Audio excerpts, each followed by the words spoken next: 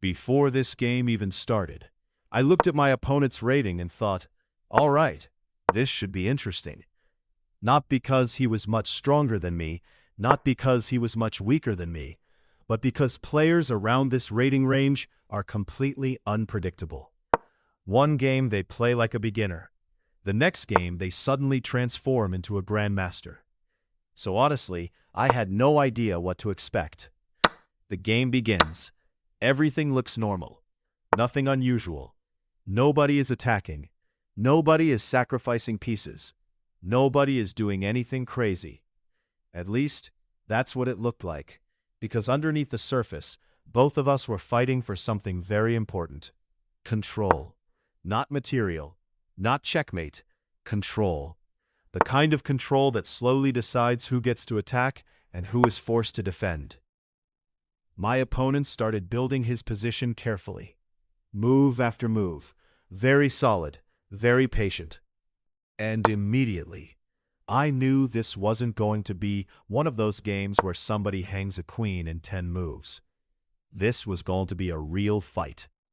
So instead of rushing forward and trying to force something, I focused on improving my position, one piece at a time, one idea at a time, one small improvement after another. Because sometimes the strongest move in chess isn't an attack, it's patience. And trust me, patience is much harder than attacking, especially when your brain keeps whispering, go on, sacrifice something. As the game continued, I noticed something interesting. My opponent was becoming more and more ambitious. His pieces were becoming active. His position was becoming stronger. And that's usually the moment when players start panicking. Because when your opponent starts looking dangerous, your imagination becomes your worst enemy. Suddenly, every move looks like a threat. Every piece looks unstoppable.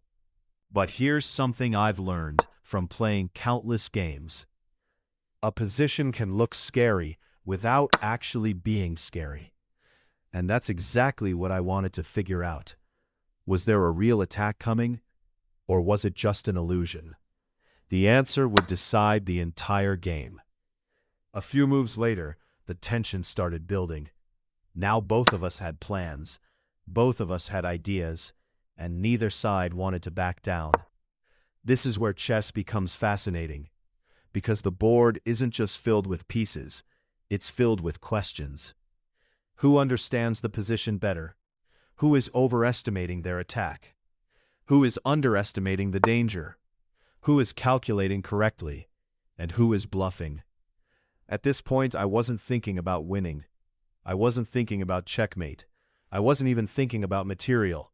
I was thinking about one thing, finding the truth of the position. Because chess has a funny way of punishing assumptions. The moment you assume you're winning, you blunder. The moment you assume you're losing, you miss opportunities. And the moment you stop paying attention, the game ends. Then something happened that completely changed the atmosphere of the game. Suddenly the position became sharper. Much sharper. The kind of position where every move feels important.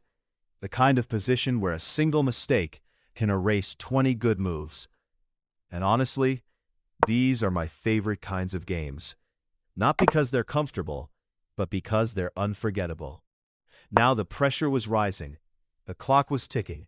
The pieces were becoming more active, and every decision felt heavier than the last one. My opponent clearly believed in his plan. I believed in mine, and eventually, one of us was going to be wrong. The only question was, who? As the game continued, I started noticing small details, tiny weaknesses, tiny opportunities, the kind of things that are easy to miss when you're only looking for tactics. And that's one of the biggest mistakes players make. Everyone wants the brilliant move. Nobody wants the boring move. But chess rewards the player who notices the little things, the small improvements, the hidden weaknesses, the uncomfortable squares, the pieces that look active but aren't actually doing anything. Slowly, the position began changing. Not dramatically, not all at once, just little by little. And that's when I started feeling something. Momentum, the invisible force that every chess player understands. When suddenly your pieces start working together, your plans start making sense, and your opponent begins reacting instead of creating. That's when you know something is changing. But here's the dangerous part. Momentum can disappear instantly. One careless move, one missed tactic, one bad calculation, and suddenly you're... So even though I liked my position, I couldn't relax, not yet, because this game was far from over. And what happened next was the moment that decided everything. And what happened next was the moment that decided everything. At this point, the game had entered a completely different phase. The opening was over, the comfortable moves were gone, and now every decision came with consequences. You know that feeling when you're walking across a frozen lake and you're not sure how thick the ice is? That's exactly what this position felt like. Everything looked stable. Everything looked under control. But one wrong step, and somebody was going straight through the ice. I could feel my opponent becoming more aggressive.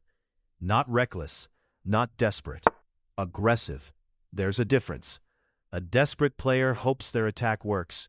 An aggressive player believes it will work. When you see your opponent playing quickly, confidently, and without hesitation, a small voice appears in your head. What if he's seeing something I'm not? Every chess player knows that voice. The annoying little voice that suddenly appears when things start getting complicated. The voice that makes you calculate the same line 5 times. The voice that makes you question perfectly good moves. The voice that says, "Are you sure?" But experience has taught me something. That voice is usually wrong. The board doesn't care about confidence. The board doesn't care about ratings. The board doesn't care how cool a move looks. The board only cares whether a move works. Nothing else matters. So instead of worrying about what my opponent was thinking, I focused on what the position was telling me. And the position was starting to reveal secrets. Little clues, tiny details, the kind of details that most people never notice.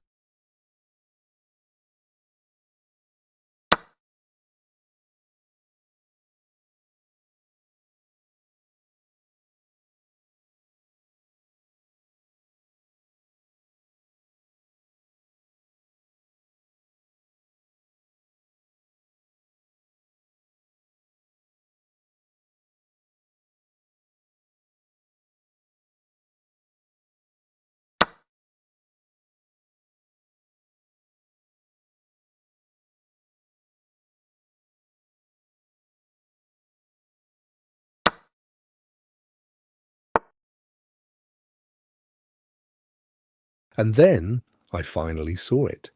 Everything I'd been building toward the entire game was right in front of me. My queen was perfectly placed. My rook cut off every escape. One final move. Checkmate.